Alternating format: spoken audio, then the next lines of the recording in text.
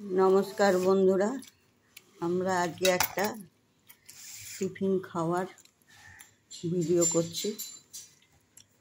Video আমরা করেছি রুটি আর এই যে চিকেনের যে স্টমাক থাকে সেগুলোকে কুচি কুচি করে কেটে তরকা বানানো হয়েছে। আমরা আজকে এই তরকা বানিয়েছি আর রুটি দিয়ে এই যে ছোট ছোট করে অনেকগুলো স্টমাক ছিল চিকেনের, তাই দিয়ে আমরা এই তরকা বানিয়েছি। খুবই টেস্টি লাগছে খেতে।